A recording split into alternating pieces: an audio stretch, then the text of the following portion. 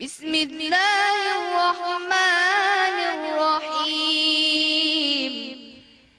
Islam has some 1.6 billion followers around the world, making it the world's second largest religion after Christianity. ولكن فهمي أن هناك آيات. That said, a new crop of female Islamic scholars says there's nothing in the Quran that treats women unequally. Instead, they argue, through the years, Muslim women have been marginalized by cultural practices and patriarchal interpretations of the Quran. These reformers say Quranic verses have been wrongly interpreted to favor men, and now is the time to observe its true meaning and treat Muslim women the same as Muslim men.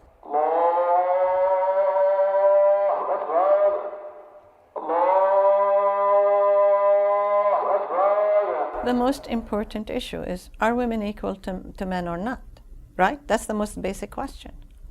And in many surroundings, I heard that men are superior to women. And that, of course, bothered me because I knew they're not. I mean, I know me, I know them, and intellectually, I was at least as good as some of them and better than others. So, and God knows this. Dr. Aziza Al-Hibri is a law professor and Islamic scholar. She started her journey understanding the Quran as a child. Years later, she began looking deeper into the meaning of the text with what she says are eyes sensitive to patriarchal distortion of each meaning. I started looking at the Quran and found out that it really doesn't say what some men had told us it says. And I thought, you know, I am fortunate. I've had a religious upbringing. I have confidence in my ability to go read the Quran and understand it. Others don't. And therefore, I felt that I have a mission. I have an obligation. Part of my public service to the community, to the women of my community, is to let them know what I see in the Quran, which is different. Once Dr. Al-Hibri began using her scholarly and, she says, correct reading of verses in the Quran, she concluded that the justice of the Quran does extend to women. Wanting to share this critical knowledge with other women, she started a nonprofit organization called Karama, a name that comes from the Quranic verse which reads, quote, "We have given dignity to the children of Adam," end quote. The verse, which they claim says men are superior to women. Well, there is no word superior in the verse. The word is, and I'll say it in Arabic, قوامون. What does قوامون mean? Well, let's find out. That's where the analysis comes in, and it doesn't mean that at all, it turns out. And in fact, there is enough in the Quran to speak about the equality of men and women. For example, we're all created from the same soul. Karama's goal is to advance the gender equitable principles of Islam to Muslim women in the U.S. and around the world, and to support the rights of Muslim women through education programs, scholarships, and a network of Muslim jurists and leaders. Dr. Raja Naji Al-Makawi is a law professor in Morocco. She has been called one of the most influential women in the Arab and Muslim worlds and was the first woman to deliver a religious lecture before the King of Morocco. She has also been working as a jurist with Karama for 10 years. Our special objective is to put a difference between the pure rights, human rights in general, and the women's rights especially. Since 2003, Karama has been offering Muslim women the tools and skills they need to become leaders and advocates in their communities. The training programs range from 3-day workshops to a 3-week law and leadership summer program. Over the years, Karama has hosted women of different cultures and societies from dozens of countries. In the summer of 2014, after only a few days of attending Karama's law and leadership program, these women say their eyes have been opened about their faith. Even within the Muslim community, there is so much misinformation and misunderstanding about what Islam is and what it isn't. 1,500 years ago, we actually had more rights than we do right now. And the reason that we feel oppressed or we have some things that, that don't give us equality is not because of our religion. It's just some of it is culture and some of it it's because the patriarchal society that we live in. Living in Egypt, I realized Islam is not one Islam all over, and that's why you see in the light of current events different things happening in all these countries and all the turmoil. It's because it's practiced so differently in different countries, and you really have to go and dig down to the root to really truly understand it and distinguish what's cultural but what's religious, what's informed and what's uninformed. A lot of the laws that we live by are not based on the Quran, and they're not based on the teachings of Islam, and now we know that, and now we can actually, when somebody tells us something is not allowed, we can actually say, yes, it is. It gets very, very personal when you hear basically nonsense statements being spoken on behalf of your own religion. When you hear the stories from these women coming from different cultures, different countries, you just learn that this kind of war, if you allow me to call it, it just started. You will have to get there, step up and speak for yourself. One woman who started to speak up for herself is Zara Iqbal from Westchester County, New York. She was introduced to her husband by family. The marriage became emotionally abusive, with what she says was her husband hiding behind Islamic law. I had been in a forced arranged marriage, and after that, I couldn't, speak up as much as I could anymore. So I wanted to come to Karama to see if it would empower me. I was taught that Islamically I do have rights. However, there's a difference between my faith, my religion, and some cultural values.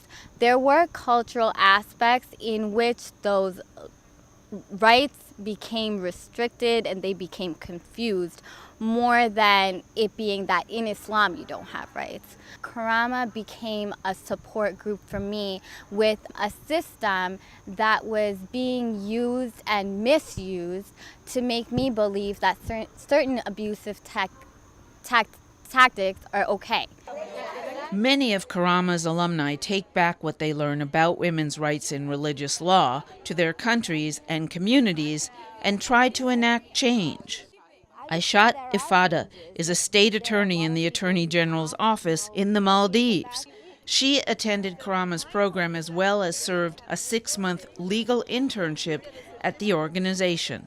Definitely Karama changed me, and yes, me going back and teaching everything that I have learned to my family and to my community, yes, it's like Karama has changed everything. The Maldives is 99% Muslim. The island nation is plagued by domestic violence.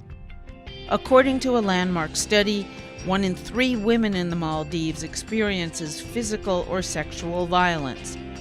To help end the gender violence, the United Nations Population Fund created a 16-day public service campaign called No Excuse for Domestic Violence.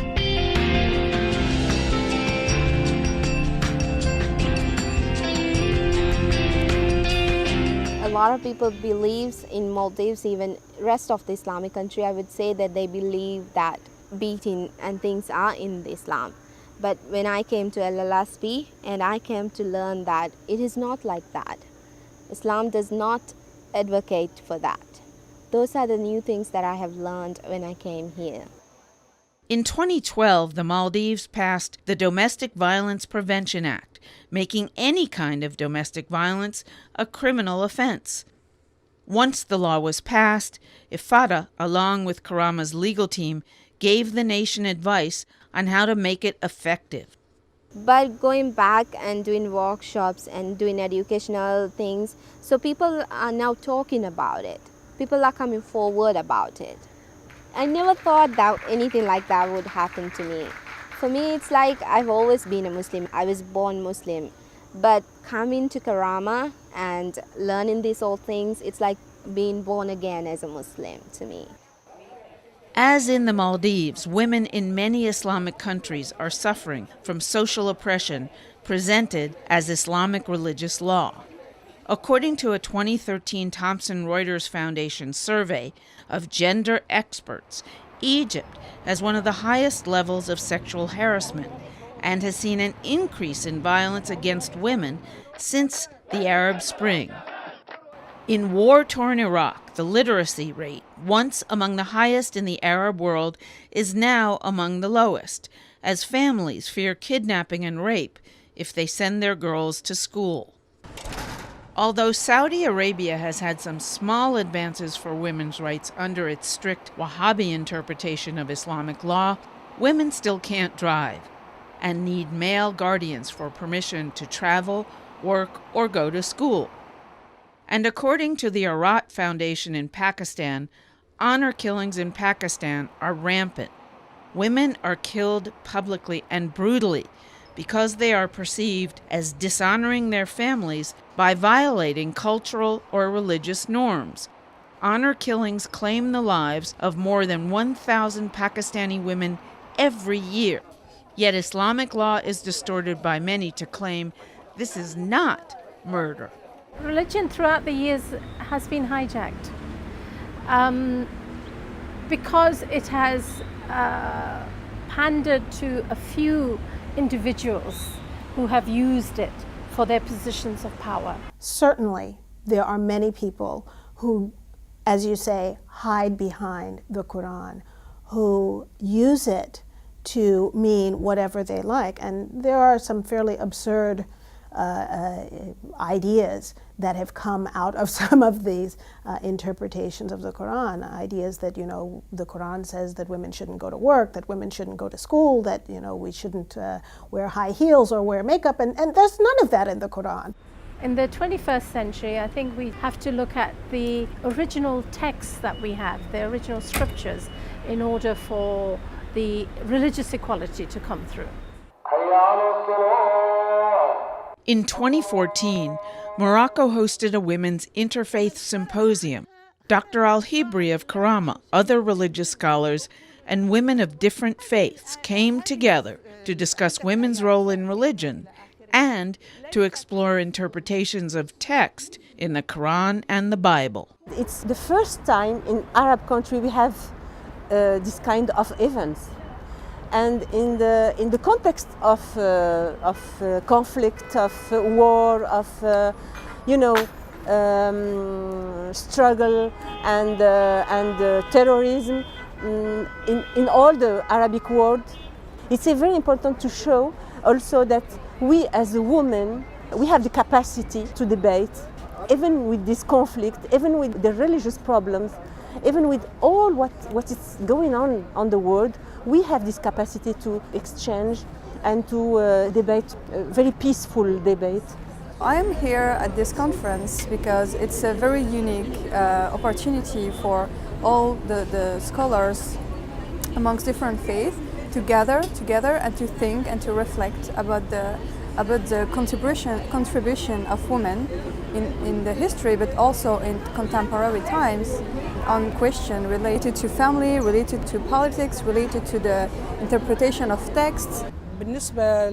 As for equality in the Holy Quran, it is a clear issue in the first verse of the Holy Quran, and He created you from the same spirit. God is not a bigot, is not a racist, and is not a misogynist or anti-women. This is the main argument. We have to go back to the text and study the text. Unfortunately, women didn't have an opportunity to do that in centuries before because they didn't have access to education, and the only ones who had access were really the religious leaders. And so therefore their interpretation doesn't mean to say it's the correct interpretation.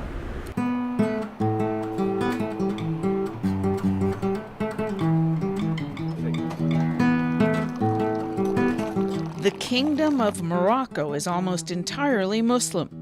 The country is ruled by a constitutional monarchy, which means the king acts as both the secular political leader and the commander of the faithful. Although Morocco is a modern kingdom, its people come from many ancient cultures and maintain some ancient traditions. The city of Fez is home to the largest marketplace. Its leather tannery dates back at least 900 years. And narrow alleys house hundreds of merchants and craftsmen selling everything from food to handmade copper pots.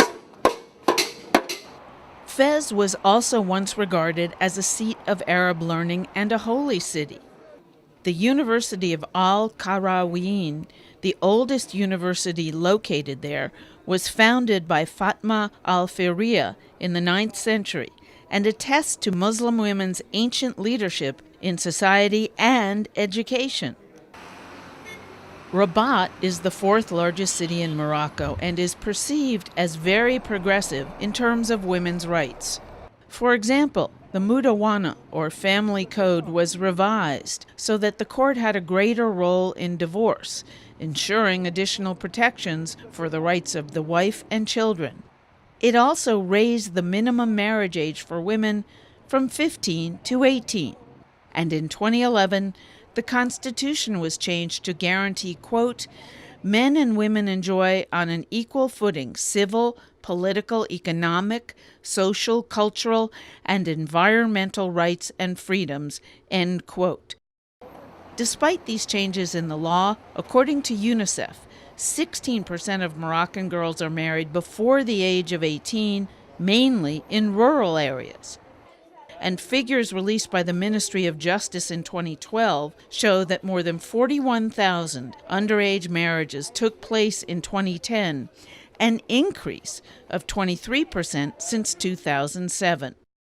The U.S. State Department also reported that as of late 2012, there had been, quote, little or no progress in passing the organic fundamental laws necessary to implement the advances, such as gender equality and parity, provided for in the 2011 Constitution, end quote. In the rural areas, there are many people who don't know their rights under the law or who are powerless, even if they are aware that they have rights, they're powerless to do anything to enforce them because there are still these entrenched social hierarchies. Unless you get at the problem of existing class hierarchies, ethnic differences, these divides that essentially enfranchise a small percentage of people in the country and disenfranchise the vast majority, you are not going to have gender justice. Changing the role of women under religious laws and in cultural traditions is difficult and slow, according to those in the forefront. When you're referring to the Quran and say, well, women in the Quran are not equal, of course, this is such a generalization and an essentialism. And this is part of the project of Islamic feminism, for instance, is to go beyond that essentialization, that stereotyping, and try to dig deep into the interpretive tradition. If the majority of men agreed with what we say, we wouldn't have, problems. So for sure, there's a lot of resistance. The tradition is so strong and it's so embedded in their thinking that sometimes I don't even realize that that's discrimination, that what they say or what they do is discrimination. So the thing is that, we have to sensitize, and we cannot go always with the confrontation, because then we cannot work together, and we have to work together. We have to bring the men into the battle, for women's rights. If we do not have settled interpretations, recognized interpretations, then who would come and say what they like and would pretend that this is religion. And thus, we have been throughout our history that bandits have been walking under religious cloaks, pretending that they are spreading the words of the Lord. Even what might be considered a simple religious gesture, such as wearing the hijab or headscarf, leads to much interpretation when it comes to women's rights under the Quran. There are a couple of references in the Quran about a woman covering herself, but the hijab is often seen in the West as a symbol of Muslim women's subordinate position in society. It has also led to discrimination in many countries, including the US and Canada. We would love to work on more deep issues, but since the social context always brings us to this issue of the headscarf, it forces us, like it forces an agenda on us. That's a pity actually, because we're all interested into working in issues that are actually the basis, you know, of discrimination against women in Islam. The thing is that if the texts are there and if there's an interpretation of the text that says that women has to wear the hijab, the headscarf, then it's up to the women to choose to follow or not this interpretation. And that's the dimension of choice that we're talking about. Despite the presence of these religious scholars and Muslim women, they know they're fighting a Sisyphean battle. The idea of gender equality is very problematic, especially when you're talking about the Quran. It's not exactly a black and white question. If by gender equality you mean that men and women have equal capacities, equal innate capabilities, equal inclinations and predilections, then I would say it's very hard to make a case that the Quran is gender egalitarian. But if you understand gender equality to mean rights under the law, then again I would say it's difficult to make, if not impossible, to make that case for gender equality in the Quran. If, on the other hand, you understand gender equality to mean that men and women have an equal capacity for piety, for understanding God's will, and for upholding the highest standards of moral behavior, then I would say absolutely the Quran is gender egalitarian. The problematic is very complex. You have education, you have knowledge, but you have politics. Religion in everywhere, and during all our history as a human, it was be instrumentalized by politics. So we need a separation between politics and religion. As for the change, to change the idea that women are inferior to men and that they're equal, this needs time, because the analysts and the scholars across 14 centuries considered that equality between a woman and a man doesn't exist, basing their argument on status and class. Some Muslim women also believe their battle for women's equality is being fought against other women. The biggest difficulties in Morocco is coming from women themselves, because they don't discover, they don't look after their rights, and they don't practice them. Some women, and I would argue even many women, actually benefit from patriarchy. In some cases, socially speaking, right, their status is elevated when they can show, for instance, that they don't have to go out and work, right? That's not an option for poor women. You have to go out and work and earn money. To do this is a very complex procedure. You don't just go out and say to the Muslim women, you have the following rights and list them. They won't believe you because they've heard otherwise. And others, the men, would think maybe, oh, here's a feminist radical, speaking out of turn. What you have to do is to go back to the Quran, to the words and example of the Prophet, to the ancient works on Islam explaining this tradition, and show that even in those days, about 1500 years ago, women had those rights, and that they lost them over time as society became more patriarchal. We're not interested in making all Muslim women go around with T-shirts saying, oh, we are feminists. I mean, feminism is not the point, but the point is to develop an awareness and a belief in gender justice and in gender fairness. I want to build a strong Muslim women's sisterhood around the world. Dr. Al-Hibri and those who study with her believe no matter how long it takes, change will happen. And everything that you do, there's going to be challenges, but it doesn't mean that you can't overcome them. And change, it's a process. Change in the beginning, you're going to have to go through that. And we should do it because this is our generation. Who are we going to wait for? Who's going to do it? Our parents or our children? So it's our duty. The key is for women who do have access to education to educate themselves, and then they have this huge responsibility to pass on that education to those women around the world and in the United States who may not have access to that education. You cannot push someone who doesn't really know what you're talking about.